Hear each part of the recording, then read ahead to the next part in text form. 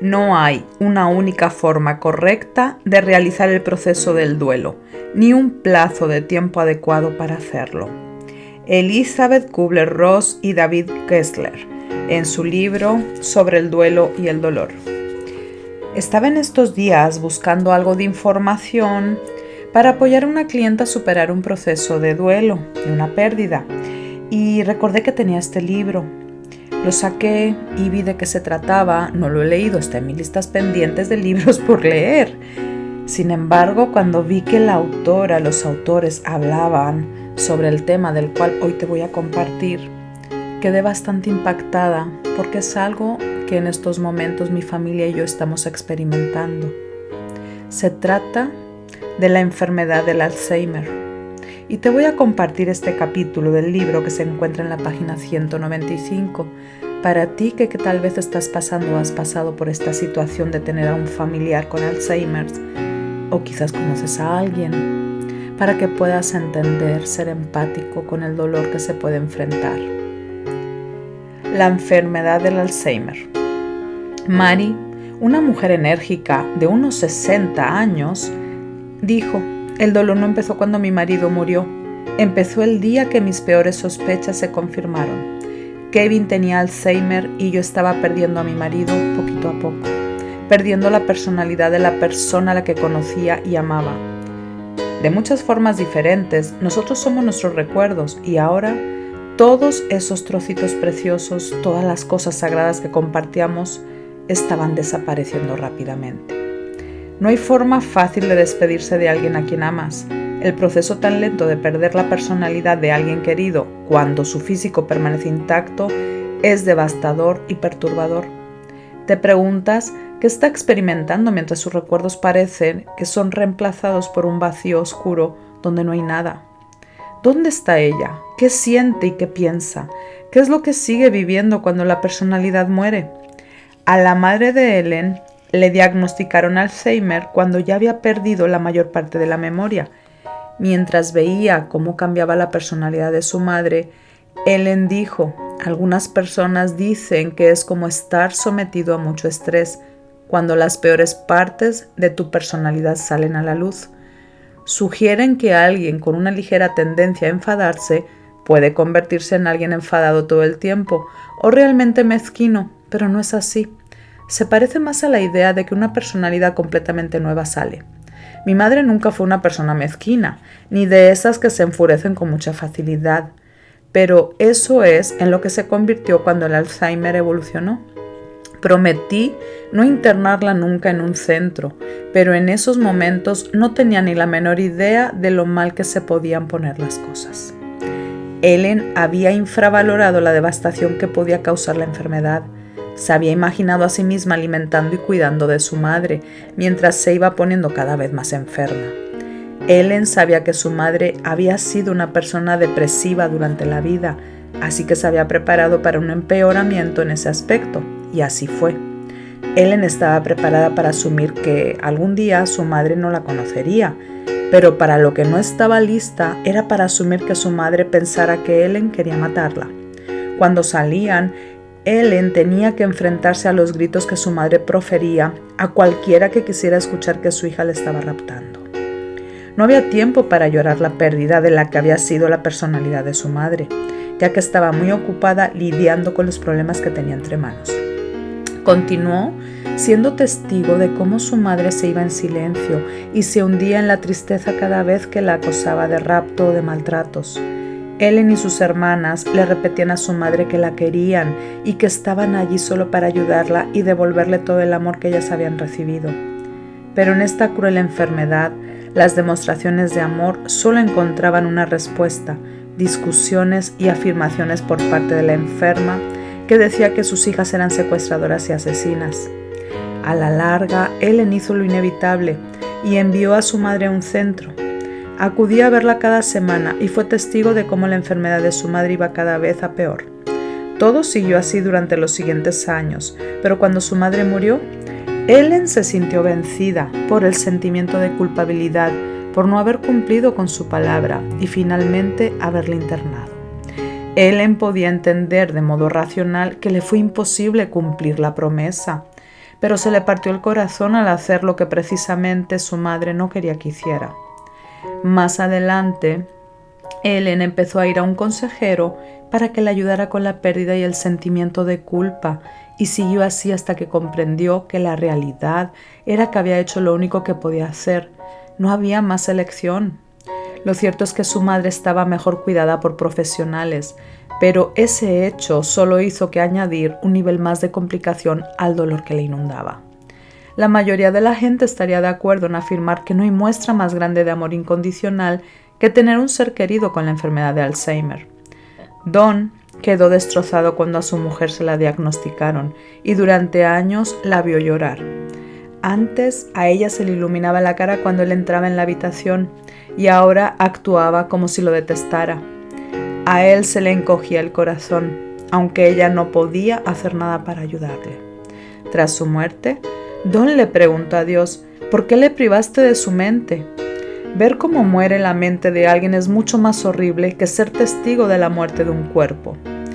Hay decisiones que se tienen que llorar y la medicina moderna no nos lo pone demasiado fácil para los seres queridos. Por ejemplo, ¿alimentarías a tus seres queridos con métodos artificiales cuando ya no puedan comer o beber por sí mismos nunca más? ¿Tratarías infecciones curables que, si se dejaran sin tratar, podrían significar la muerte de un ser querido que tuviera Alzheimer? La medicina moderna no nos ofrece ningún modelo para dejar que el cuerpo se vaya cuando la mente ha muerto. Nos quedamos con muchas preguntas que nos atormentan, sean cuales sean las decisiones que tomemos. Por ejemplo, ¿debería haberle puesto alimentación artificial por medio de un tubo o debería haberle dejado morir de inanición? Necesitamos reconciliarnos con la idea de que cuando la persona deja permanentemente de comer, el cuerpo nos está indicando que ha llegado su hora. Si alimentas a tu ser querido mucho tiempo después de que pueda funcionar, es posible que te quedes preguntándote si fue la mejor opción. Le habrás dado más tiempo, pero carente de calidad de vida. En estos casos, tienes que hacer las paces contigo mismo y pensar que lo hiciste lo mejor que pudiste. La medicina moderna sitúa estos dilemas más allá de nosotros. Puede que hayas pensado que una simple infección de orina se pueda curar con antibióticos, así que esa fue la decisión que tomaste. Fuera cual fuese tu decisión, consuélate con la idea de que tus actos fueron producto del amor. Solo intentabas hacer lo correcto cuando nada parecía ir bien.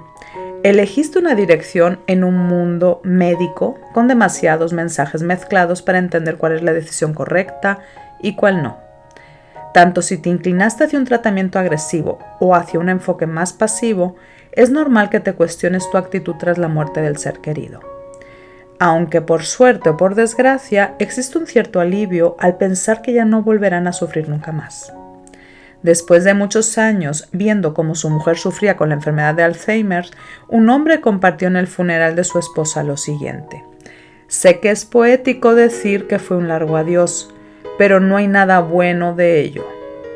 En general, fue confuso y hoy solo puedo decirle adiós a su triste e inestable viaje. Espero que por fin se encuentre en paz y entera de nuevo. Cuando por fin llega la muerte, puedes sentir como si tu ser querido hubiese muerto mucho tiempo antes, y en el camino tú lloras todas y cada una de las pérdidas. Aquellas fechas señaladas en el tiempo que significaron tanto para ambos empiezan a desaparecer. Las películas, las vacaciones, los viajes que hicisteis, las graduaciones, las bodas, etc. Todo esto va desapareciendo ante tus ojos y después llega el día en que tu ser querido ya casi ni te reconoce. ¿Cómo lloramos su marcha cuando aún están vivos? Tenemos que entender que cada pedacito de tristeza es una muerte en sí, una pérdida diferente por la que llorar. La enfermedad de Alzheimer te arrebata muchas cosas. Ya no puedes conducir, no tienes independencia, personalidad, claridad de control de tu dinero. Pierdes la sensibilidad que solías tener, la familia, la salud, el carácter y finalmente pierdes la persona que fuiste. Es la muerte a cámara lenta para una pareja que sufre la pérdida de sus tan deseados años dorados. Tras 30 años de matrimonio, ¿con quién recuerdas las cosas? ¿Cómo vives sin la certeza de que tu cónyuge aún te quiere cuando puede que ni tú mismo tengas la certeza de querer a la persona en la que se ha convertido? Anhelabas una conexión y el ser querido respondía a tus anhelos, y ahora todo eso se ha perdido. Cuando al fin pasan a la otra vida, puede que te cuestiones quién está en el féretro, ya que la personalidad y el espíritu que tú conociste desaparecieron hace ya mucho tiempo. Superar la muerte de una persona que nos ha dejado como consecuencia del Alzheimer es muy complicado, ya que puede que te sientas mal porque tu sentimiento dominante sea de alivio. También existe culpabilidad, remordimientos y a menudo lástima. Los seres queridos pueden a veces sentirse avergonzados por haber traído la enfermedad a la familia, como si el comportamiento de una persona con Alzheimer fuera culpa de alguien. Te recomendamos encarecidamente que recuerdes que ni tú ni tu familia hicisteis nada para causar esto, así que no tenéis que esconderlo. La enfermedad de la que estamos hablando es aún relativamente nueva, así que con suerte, cuanto más descubramos acerca de ellas, menos estigma traerá consigo. Me he atrevido a compartirte esta parte del libro con este tema porque es algo que mi familia estamos viviendo. Nuestra mami fue diagnosticada el año pasado con esta enfermedad y está siendo un proceso lento, está siendo un proceso, la verdad, triste. Mi madre vive sola en su casa. Nosotros somos 3 hermanos. Una está viviendo, la pequeña vive a 30 minutos de su casa, de mi madre.